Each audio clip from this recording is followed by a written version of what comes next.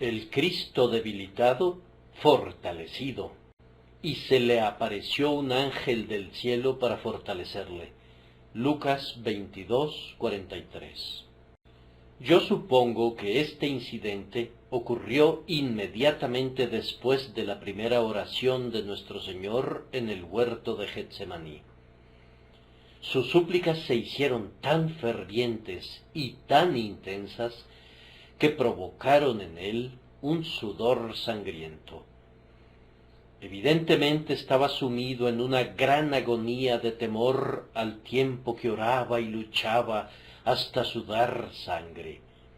El escritor de la epístola a los Hebreos nos informa que fue oído a causa de su temor reverente. Es probable que ese ángel llegara en respuesta a esa oración. Esa fue la respuesta del Padre al clamor de su Hijo desfalleciente, que soportaba una infinitud de dolor por causa del pecado de su pueblo y que, por tanto, debía ser divinamente sostenido en cuanto a su condición humana, para no ser aplastado por el terrible peso que presionaba sobre su alma santa. La respuesta de su petición llegó tan pronto como nuestro Salvador comenzó a orar. Eso nos recuerda la súplica de Daniel y el mensajero angélico a quien le fue ordenado volar tan raudamente que, tan pronto como la oración hubo salido de los labios del profeta, Gabriel ya estaba junto a él con su respuesta. Entonces, hermanos y hermanas, pónganse siempre de rodillas cuando vengan sus tiempos de tribulación, prescindiendo de la forma que tomare su problema, aunque les pareciera ser incluso una lánguida representación de la agonía de su Señor en Getsemaní, adopten la misma postura en la que él soportó la gran conmoción que le sobrevino. Arrodíllense y clamen a su Padre que está en el cielo, el cual puede salvarlos de la muerte y prevenir que la tribulación los destruya por completo, y pueda darles la fortaleza necesaria para soportarla y guardarlos en medio de ella, para alabanza de la gloria de su gracia. Esa es la primera lección que hemos de aprender de la experiencia de nuestro Señor en Getsemaní, la bendición de la oración. Él nos ha indicado que oremos, pero ha hecho algo más que eso, pues nos ha dado el ejemplo de la oración, y si es un ejemplo, como estamos seguros de que lo es, entonces es mucho más poderoso que el precepto, y no debemos dejar de imitar a nuestro Salvador en el ejercicio de una suplicación potente, prevalente y repetida, siempre que nuestros espíritus estén abatidos y nos encontremos en una dolorosa turbación de alma. Posiblemente hayas dicho algunas veces: me siento tan afligido que no puedo orar. Al contrario, hermano, ese es precisamente el momento en que debes orar. Así como las especias, cuando son molidas, producen mucha más fragancia por la molienda, así también la aflicción de tu espíritu debe ser el motivo para elevar una oración más ferviente a Dios, quien puede liberarte y quiere hacerlo. Tienes que expresar tu aflicción de una manera o de otra. Entonces, no dejes que se manifieste en murmuración, sino en suplicación.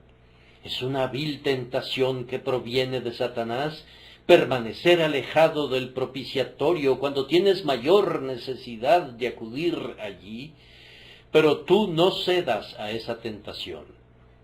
Ora hasta que puedas orar, y si descubres que no estás lleno del espíritu de suplicación, usa cualquier medida de la unción sagrada de que dispongas, y así, poco a poco, tendrás el bautismo del Espíritu, y la oración se convertirá para ti en un ejercicio más feliz y dichoso de lo que es al presente. Nuestro Salvador dijo a sus discípulos: Mi alma está muy triste hasta la muerte. Con todo, en aquel momento, más que en ningún otro, se encontraba en una agonía de oración y la intensidad de su suplicación era proporcional a la intensidad de su aflicción. En nuestro texto hay dos cosas que debemos notar. Primero, la debilidad de nuestro Señor y en segundo lugar, el fortalecimiento de nuestro Señor. Primero, entonces, meditemos durante unos instantes sobre la debilidad de nuestro Señor. Partiendo del hecho que un ángel bajó del cielo para fortificarlo, es claro que él se encontraba sumamente débil, pues los santos ángeles no hacen nunca nada superfluo. Ellos son siervos de un Dios eminentemente práctico, que no hacen nunca lo que es innecesario hacer.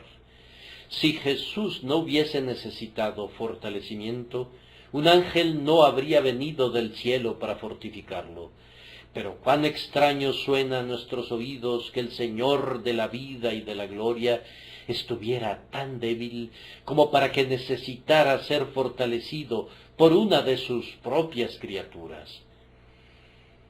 Cuán extraordinario pareciera que Él, quien es Dios verdadero de Dios verdadero, con todo, cuando vino a la tierra como Emmanuel, Dios con nosotros, asumiera tan completamente nuestra naturaleza que se sintió tan débil como para que necesitara ser sostenido por una agencia angélica.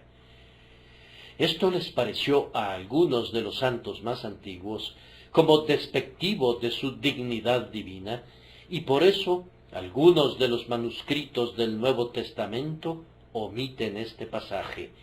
Se supone que el versículo fue eliminado por algunos que reclamaban ser ortodoxos, para que los arrianos no se apoderaran de él y lo usaran para apuntalar sus herejías. Yo no podría estar seguro en cuanto a quienes lo eliminaron de hecho, y no me sorprende que lo hubieran hecho. No tenían el derecho de hacer nada por el estilo, pues todo lo revelado en la Escritura es cierto, pero nos da la impresión de que temblaban ante el pensamiento de que el Hijo de Dios se sintiera alguna vez tan débil como para que necesitara el apoyo de un mensajero angélico para ser fortalecido. Sin embargo, hermanos y hermanas, este incidente demuestra la realidad de la condición humana de nuestro Salvador. Aquí pueden percibir ustedes cuán plenamente participó de la debilidad de nuestra humanidad. No participó en la debilidad espiritual como para volverse culpable de algún pecado, pero sí en la debilidad mental como para ser susceptible de una gran depresión de espíritu, y también en la debilidad física como para quedar exhausto hasta el límite por su terrible sudor sangriento. ¿Qué es la debilidad extrema?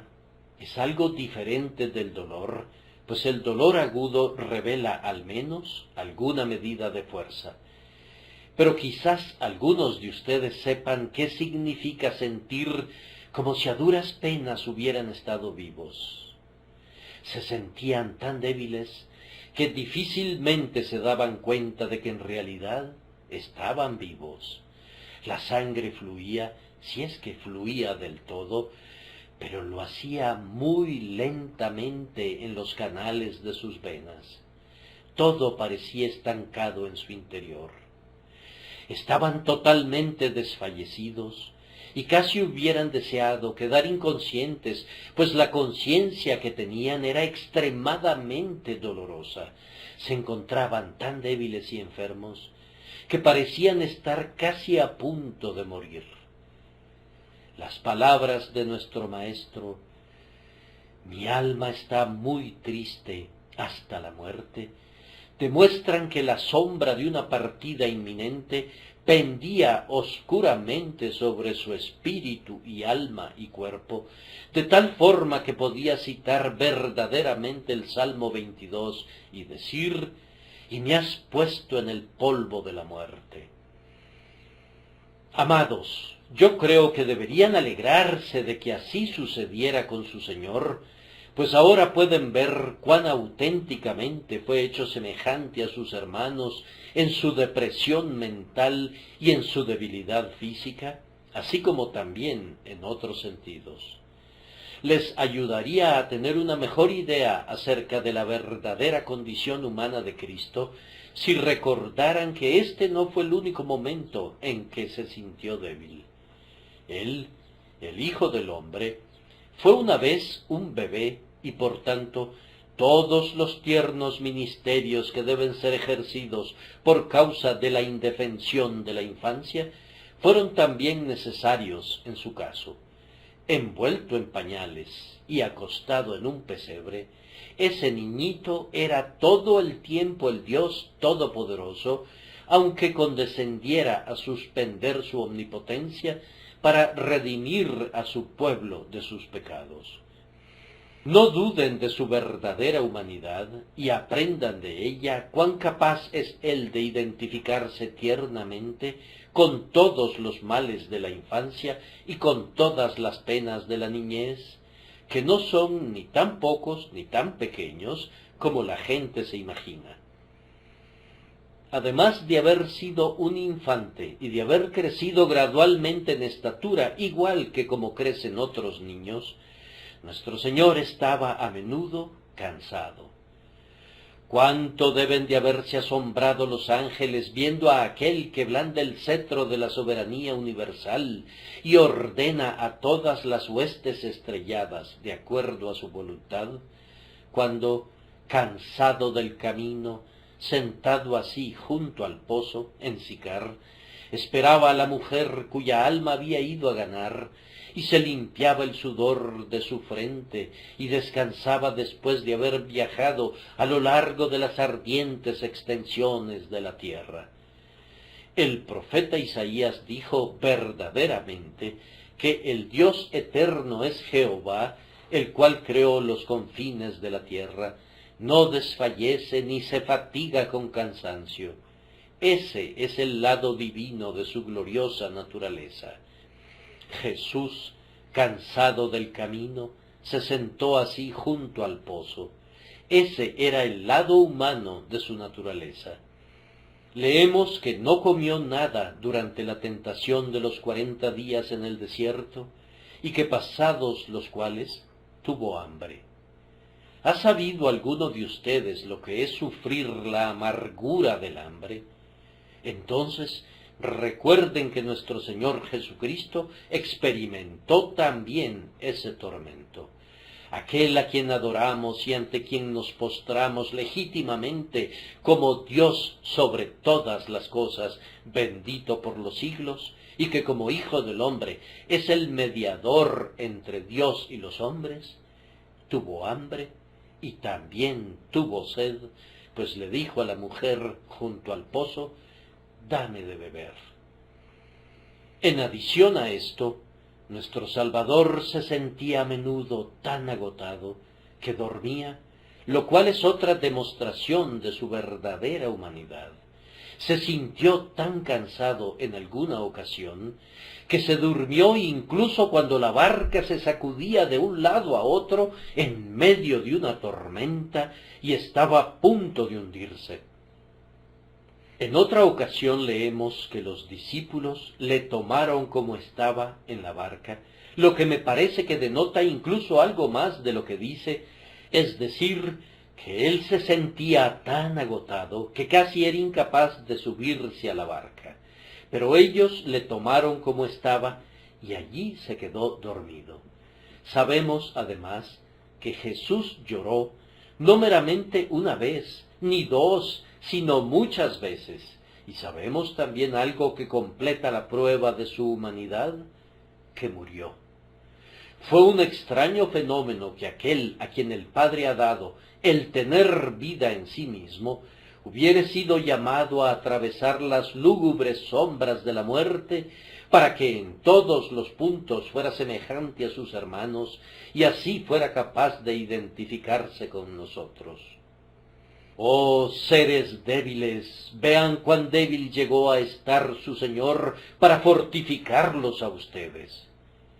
Podríamos leer este pasaje que nos es familiar, que por amor a vosotros se hizo pobre, siendo rico, para que vosotros con su pobreza fueseis enriquecidos de una manera ligeramente diferente, que por amor a vosotros se hizo débil, siendo fuerte, para que vosotros con su debilidad fueseis fortalecidos.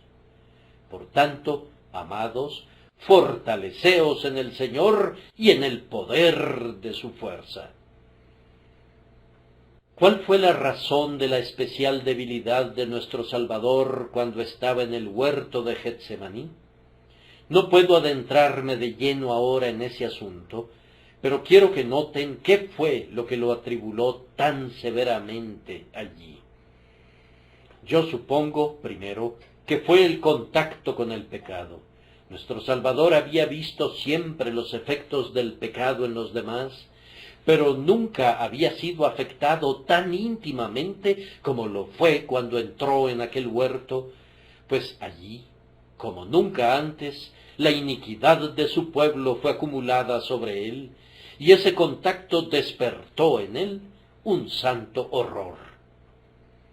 Ustedes y yo no somos perfectamente puros, y por eso no estamos tan horrorizados ante el pecado como deberíamos estarlo. Sin embargo, algunas veces podemos decir con el salmista: horror se apoderó de mí a causa de los inicuos que dejan tu ley. Pero que nuestro misericordioso Salvador, escuchen las palabras inspiradas, y ninguna de ellas es mía, fuera contado con los pecadores, debe de haber sido algo terrible para su alma pura y santa.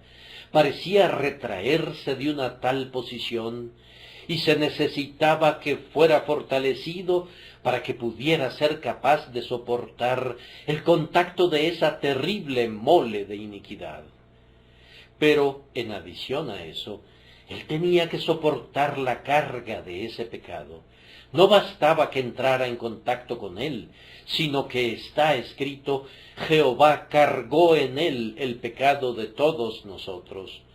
Y cuando comenzó a captar plenamente todo lo que estaba involucrado en su posición como gran portador del pecado, su espíritu decayó y se sintió sumamente débil. Oh amigo, si tú tuvieras que soportar la carga de tu pecado cuando te presentes delante del tribunal de Dios, te hundiría hasta lo más profundo del infierno. Pero ¿cuál no habría sido la agonía de Cristo cuando cargaba con el pecado de todo su pueblo?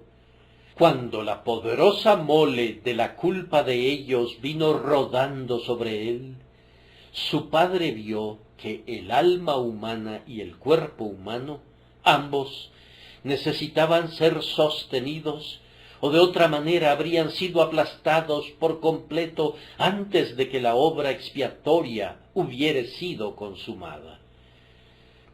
El contacto con el pecado y la asunción de la culpa del pecado eran razones suficientes para producir la excesiva debilidad del Salvador en Getsemaní, pero, además, él estaba consciente de la cercanía de la muerte. He oído decir a algunas personas que no deberíamos huir de la muerte, pero yo asevero que, en la proporción en que un hombre es un buen hombre, la muerte será desagradable para él. Ustedes y yo nos hemos familiarizado, hasta un cierto grado, con el pensamiento de la muerte.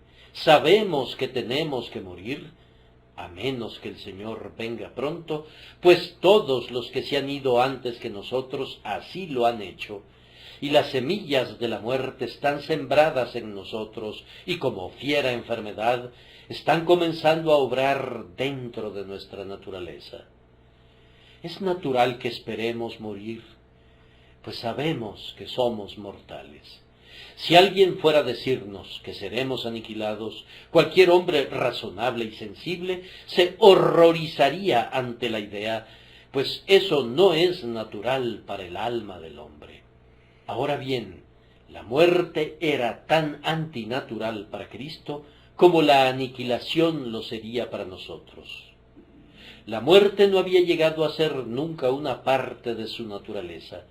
Su alma santa no contenía ninguna de sus semillas, y su cuerpo inmaculado, que no había conocido nunca ningún tipo de enfermedad o corrupción, sino que era tan puro como cuando, antes que nada, el santo ser fue creado por el Espíritu de Dios, también se retraía de la muerte. No había en él nada de lo que vuelva natural a la muerte, y por tanto, por causa de la propia pureza de su naturaleza, él retrocedía ante la cercanía de la muerte y necesitaba ser especialmente fortificado para enfrentar al postrer enemigo. Sin embargo, fue probablemente el sentido de total abandono que estaba haciendo presa de su mente el que produjo esa debilidad extrema. Todos sus discípulos le habían fallado y en breve lo abandonarían. Judas había alzado contra él el calcañar, y no hubo ninguno dentro de sus seguidores profesantes que se asiera a él fielmente. Reyes, príncipes, escribas y gobernantes, todos se unieron en contra suya, y de los pueblos nadie hubo consigo. Lo peor de todo fue que por la necesidad de su sacrificio expiatorio y por ser el sustituto por su pueblo, su propio padre le retiró la luz de su rostro, y ya en el huerto comenzaba a sentir esa agonía de alma que en la cruz le provocó aquel clamor doliente: Dios mío, ¿por qué me has desamparado? Y ese sentimiento de completa soledad y abandono, agregado a todo lo que había soportado, lo hizo sentir tan extremadamente débil que fue necesario que fuera especialmente fortificado para la prueba extremadamente dura por la que todavía tendría que pasar. Ahora, en segundo lugar, debemos meditar durante unos instantes sobre el fortalecimiento de nuestro Señor, y se le apareció un ángel del cielo para fortalecerle. Es de noche y está arrodillado bajo los olivos, ofreciendo, como dice Pablo, ruegos y súplicas con gran clamor y lágrimas al que le podía librar de la muerte. Mientras luchaba allí, se ve sumido en tal estado de agonía que suda grandes gotas de sangre y de pronto refulge delante de él, como un meteoro del cielo de medianoche, un espíritu reluciente venido directamente del trono de Dios para ministrarle en su hora de necesidad. Piensen en la condescendencia de Cristo al permitir que un ángel viniera y le fortaleciera. Él es el Señor de los ángeles, así como de los hombres. A su indicación, los ángeles vuelan más raudamente que el relámpago para cumplir su voluntad. Sin embargo, en la extremidad de la debilidad, fue socorrido por uno de ellos. Fue una asombrosa condescendencia que el infinitamente grande y siempre bendito Cristo de Dios consintiera que un espíritu de su propia creación se le apareciera y le fortaleciera. Pero a la vez que admiro la condescendencia que permitió que un ángel viniera, igualmente admiro el dominio propio que permitió que sólo viniera uno, pues, si le hubiera agradado, habría podido apelar a su padre, quien le habría enviado de inmediato más de 12 legiones de ángeles. No, él no hizo una solicitud así. Él se regocijó al contar con un ángel que lo fortaleciera, pero no aceptaría ni uno más. Oh, qué bellezas sin par se combinan en nuestro bendito Salvador. Pueden mirar de este lado del escudo y percibirán que es de oro puro. Luego pueden mirar del otro lado del escudo, pero no descubrirán que sea de bronce, como en la fábula, pues es de oro por todos lados. Nuestro Señor Jesús es todo él codiciable. Lo que hace o lo que deja de hacer merece igualmente las alabanzas de su pueblo. ¿Cómo podría el ángel fortalecer a Cristo? Esa es una pregunta muy natural, pero es muy posible que habiendo respondido a la pregunta de la mejor manera que pudiéramos hacerlo, no le diéramos una respuesta plenamente satisfactoria. Sin embargo, puedo concebir que de alguna manera misteriosa, un ángel del cielo le hubiera podido infundir, de hecho, un renovado vigor a la constitución física de Cristo. No puedo afirmar positivamente que así fuera, pero me parece que es algo muy probable. Sabemos que en verdad Dios puede comunicar nueva fuerza de pronto a los espíritus desfallecientes, y ciertamente, si lo hubiera querido, habría podido alzar así la cabeza inclinada de su hijo para hacerlo sentir de nuevo fortificado y resuelto. Tal vez haya sido así, pero, de cualquier manera, sentir que tenía una compañía pura debe de haber fortalecido al Salvador. Es un gran gozo para un hombre que está batallando a favor de lo recto contra una multitud que ama lo torcido, encontrar a un camarada a su lado que ama la verdad como él mismo la ama. Para una mente pura, obligada a escuchar las bromas obscenas de los individuos licenciosos, no conozco nada que sea más fortalecedor que oír un susurro al oído de alguien que le dice: yo también amo lo que es casto y puro, y odio la conversación inmunda de los malvados. Así, por ventura, el mero hecho de que ese ángel refulgente estuviera al lado del Salvador, o que se inclinara reverentemente ante él, en sí mismo, podría haberle fortalecido. Junto a eso estaba la tierna simpatía que esta ministración angélica demostró. Puedo imaginar que todos los santos ángeles se asomaban sobre las murallas del cielo para observar la portentosa vida del Salvador, y ahora que lo ven en el huerto y que perciben por toda su apariencia y por su desesperada agonía que la muerte se le está aproximando, se quedan tan atónitos que ansían el permiso para que al menos uno de ellos descienda para ver si pudiera llevarle socorro de la casa de su padre en lo alto.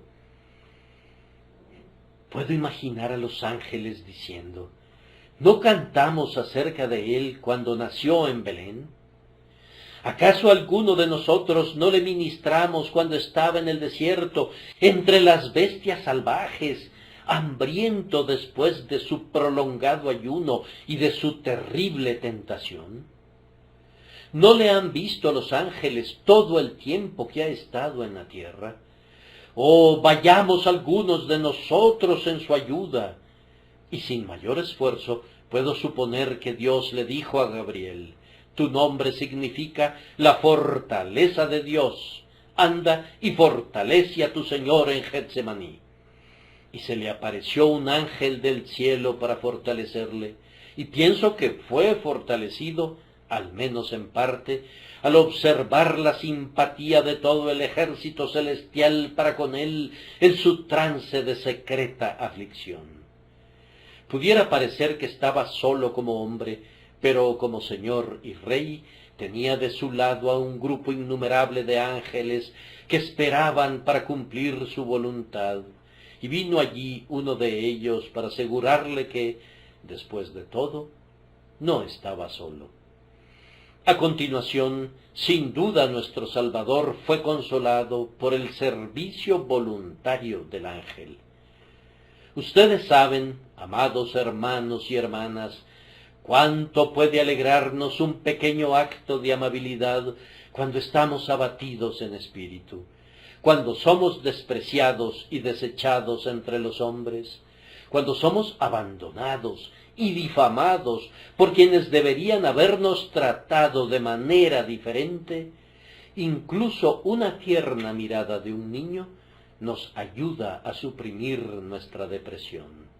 En tiempos de soledad, te ayuda a tener incluso un perro contigo, que lama tu mano y que te muestre tanta amabilidad como le sea posible mostrarte. Y nuestro bendito Señor, que siempre apreció y aprecia todavía el más mínimo servicio que le sea rendido, pues ni un solo vaso de agua fría dado a un discípulo en el nombre de Cristo perderá su recompensa, fue animado por la devoción y el homenaje del Espíritu ministrante que vino del cielo para fortalecerlo. Me pregunto si el ángel le adoró. Yo pienso que no podía ser nada que no fuera menos que eso, y debe de haber sido algo trascendente adorar al ensangrentado Hijo de Dios. Oh, que cualquiera de nosotros hubiera podido rendirle un homenaje como ese. El tiempo para un ministerio especial, así como ese, ha concluido ahora. Sin embargo, mi fe pareciera traerle de regreso aquí, en este momento, justo como si estuviéramos en Getsemaní.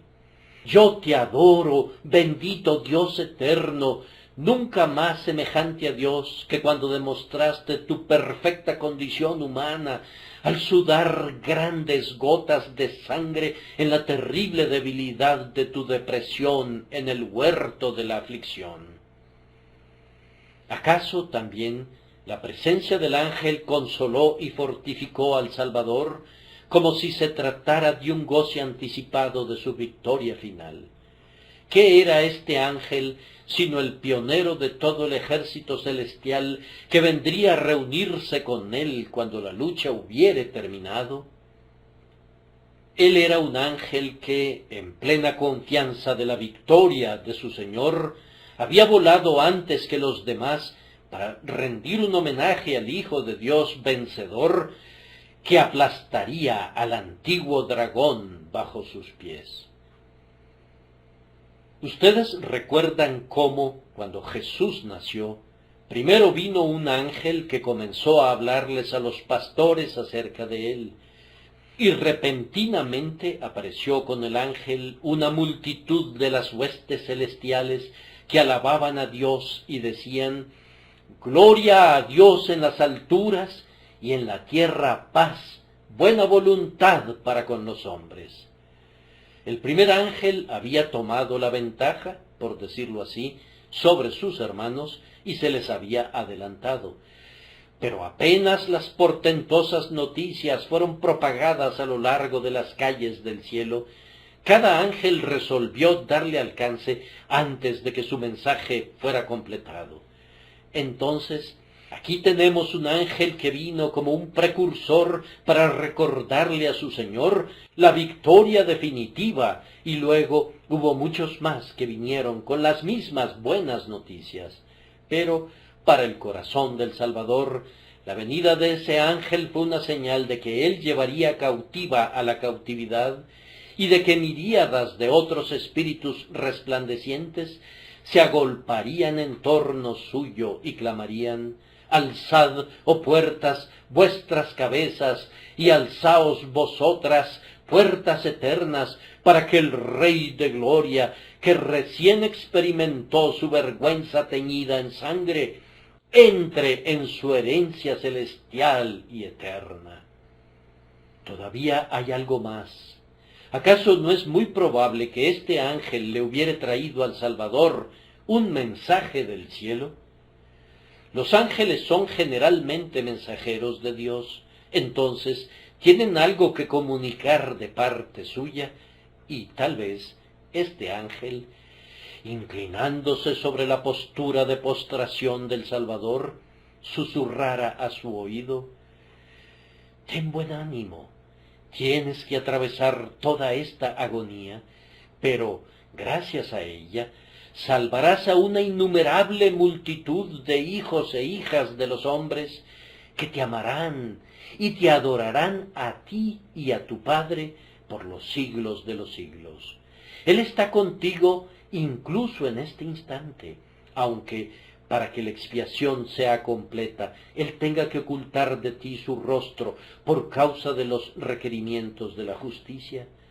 Su corazón está contigo y Él te ama siempre. Oh, cómo debe de haber sido animado nuestro Señor Jesús si algunas palabras parecidas a estas hubieran sido susurradas a sus oídos. Ahora, para concluir, procuremos aprender las lecciones de este incidente. Amados hermanos y hermanas, ustedes y yo podríamos tener que pasar a través de grandes aflicciones, ciertamente. Las nuestras no serán nunca tan grandes como aquellas que experimentó nuestro divino Señor, pero podríamos tener que atravesar por las mismas aguas. Bien, en tales momentos, como ya lo he dicho, recurramos a la oración y contentémonos con recibir consuelo de los instrumentos más humildes. Esa es una observación demasiado simple, dirás tú. Si bien es muy simple, es una observación que algunas personas tienen la necesidad de rememorar. Ustedes recuerdan cómo Naamán el sirio fue sanado gracias al comentario de una muchachita cautiva, y algunas veces grandes santos han sido animados por las palabras de gente muy insignificante. Ustedes recuerdan cómo el doctor Guthrie, cuando estaba agonizando, pedía un himno infantil. Iba muy acorde con él un hombre niño grande, glorioso y de mente sencilla. Él dijo lo que ustedes y yo debimos haber sentido algunas veces cuando necesitábamos un himno infantil, un gozoso cántico infantil para animarnos en la hora de la depresión y de la aflicción. Hay algunas personas que parecieran como si no quisieran ser convertidas a menos que pudieran ver a algún eminente ministro. Incluso eso no satisfaría a algunas de ellas. Necesitan una revelación especial del cielo. No tomarían un texto de la Biblia, aunque yo no puedo concebir nada mejor que eso, pero piensan que si pudieran soñar algo, o si pudieran oír palabras habladas al aire de la tarde por alguna voz extraña en el cielo, entonces podrían ser convertidos. Bien, hermanos y hermanas, si no comen de las manzanas que crecen en los árboles, no han de esperar que los ángeles vengan y se las traigan. Tienen una palabra más segura de testimonio en la Biblia de la que pudiéramos tener en cualquier otra parte. Si no son convertidos por esa palabra, es una gran lástima. Y es algo peor que lástima, es un gran pecado. Si su Señor y Maestro condescendió a recibir la consolación de un ángel a quien Él mismo había creado, ustedes deberían estar dispuestos a recoger consuelo de la plática más débil, de la persona más pobre, del más insignificante miembro del pueblo de Dios, cuando procuran animarlos. Conocí a un viejo profesante que dijo acerca de un joven ministro: no me sirve de nada oírle, pues no ha tenido la experiencia que yo he tenido. Entonces, ¿cómo podría instruirme o ayudarme? Oh, señores, yo he sabido que muchos santos ancianos obtienen más consuelo de muchachos piadosos del que obtuvieron jamás proveniente de personas de su misma edad. Dios sabe cómo perfeccionar la alabanza de la boca de los niños y de los que maman, y no he oído nunca que haya hecho eso de la boca de los ancianos. ¿Por qué sucede eso? Porque los ancianos saben demasiado, pero los niños no saben nada, y por tanto la alabanza a Dios salida de sus bocas es perfeccionada. Por tanto, nunca hemos de despreciar a los mensajeros de Dios, por humildes que pudieran ser. La siguiente lección es que a la vez que deben estar agradecidos por el consolador más insignificante, con todo, en sus tiempos de más profunda necesidad, pueden esperar que vengan a ustedes los consoladores más grandes. Permítanme recordarles que un ángel se le apareció a José cuando Herodes buscaba quitarle la vida a Cristo. Luego, más tarde, los ángeles se le aparecieron a Cristo cuando el diablo le había estado tentando. Y ahora, en Getsemaní, cuando hubo una peculiar manifestación de la malicia diabólica, pues era la hora de los poderes de las tinieblas, entonces, cuando el demonio andaba suelto y andaba haciendo lo más que podía en contra de Cristo, un ángel vino del cielo para fortalecerlo. Entonces tendrán su mayor fortaleza cuando estén sumidos en sus tribulaciones más aflictivas. Tal vez tengan poco que ver con ángeles mientras no se encuentren en serios problemas, pero entonces será cumplida la promesa. A sus ángeles mandará acerca de ti, que te guarden en todos tus caminos. En las manos te llevarán, para que tu pie no tropiece en piedra. Ellos están siempre listos para ser sus guardianes, pero en el asunto del fortalecimiento espiritual, estos Espíritus Santos podrían tener poco que ver con algunos de ustedes, mientras no estén frente a frente con Apolión y tengan que pelear duras batallas con el maligno mismo. Vale la pena atravesar lugares ásperos para que los ángeles lo sostengan a uno. Vale la pena ir a Getsemaní, si allí podemos contar con los ángeles del cielo para que nos fortalezcan. Entonces, tengan buen ánimo, hermanos, sin importar qué cosa los espere. Entre más oscura sea su experiencia, más brillante será lo que resulte de ella. Los discípulos temieron cuando entraron en la nube del monte de la transfiguración, pero cuando penetraron en ella, vieron a Jesús, a Moisés y a Elías en gloria. Oh, ustedes que son verdaderos seguidores de Cristo, no teman a las nubes que se ciernen a bajo nivel sobre ustedes, pues verán la brillantez detrás de ellas y al Cristo en ellas, y benditos serán sus espíritus. Pero si no creen en Cristo, realmente me aflijo por ustedes, pues tendrán la aflicción sin el solaz, la copa de la amargura sin el ángel, la agonía, y eso para siempre, sin el mensajero del cielo que los consuele. Oh, que todos ustedes creyeran en Jesús, que Dios les ayude a hacerlo, por Cristo nuestro Señor. Amén.